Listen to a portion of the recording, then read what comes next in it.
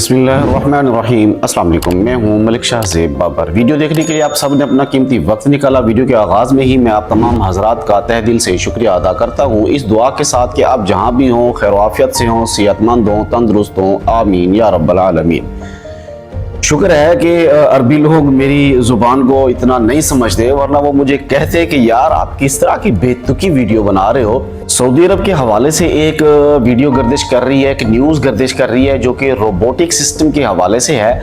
कुछ लोगों के लिए तो ये बड़ी अच्छी खबर है और कुछ लोगों के लिए बुरी खबर भी हो सकती है। खबरें कभी मनहूस नहीं होती, लेकिन खबर के अंदर किसी के लिए कुछ अच्छा होता है और कुछ बुरा होता है। जैसा कि आप हजरात जानते हैं कि सऊदी अरब के अंदर गैर मुल्कियों के हवाले से आने वाले वक्त में उनका मुस्तकबिल कुछ अच्छा नजर नहीं आ रहा, लेकिन साथ साथ ये भी बताता चलूं कि अब आने वाले वक्त में सऊदियों के लिए भी कुछ अच्छा नहीं होने जा रहा।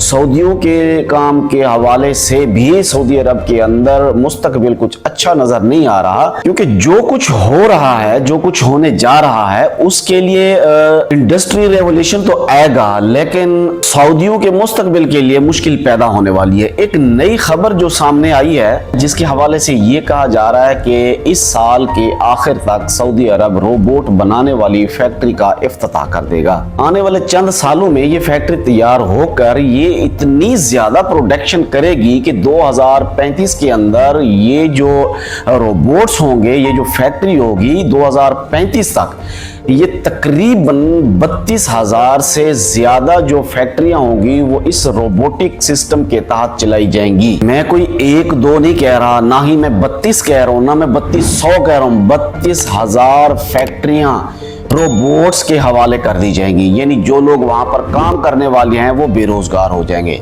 चाहे वो सऊदी होगा, चाहे वो अजमी होगा, चाहे वो अरबी होगा, चाहे वो गैर मुल्की होगा, वो बेरोजगार हो जाएंगे। आजकल जो हालात हैं आप यकीन करें, वहाँ पर मोबाइल फ़ोन रिपेयरिंग, गाड़ी की मेंटेनेंस, इलेक्ट्रिकल, यानी इन तमाम शोबों में ये जो सऊदी हैं ये आ चुके हैं। कईयों के शोबे की सऊदीजेशन हुई है और कईयों के पास काम ही नहीं थे जो मजबूरन इस फील्ड में आ गए।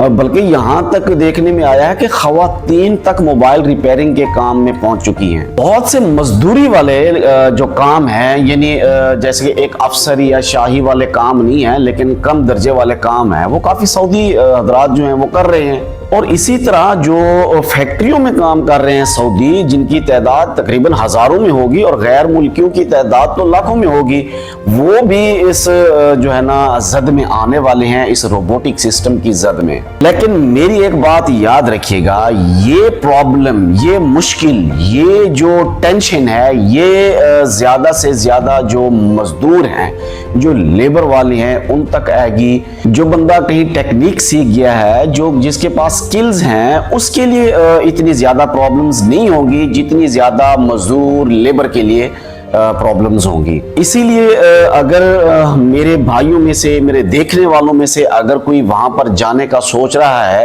तो मैं उसे ये मशवरा दूंगा कि वहां जाने से पहले आपके पास कोई इल्म होना चाहिए, कोई अच्छा हुनर होना चाहिए, कोई स्किल्स होनी चाहिए, जिससे आपका रोजगार भी अच्छा हो और आने वाले वक्तों में भी आपको किसी प्रॉब्लम का सामना ना करना पड़े। दुआ है जो परदेसी भाई हमारे वतन से, वतन अजीज से, पाकिस्तान से दूर हैं, अल्लाह तबारक व तआला उन्हें अपनी हिफ्ज़ व अमान में रखे। मुझे दीजिए इजाज़त। अल्लाह हाफिज़।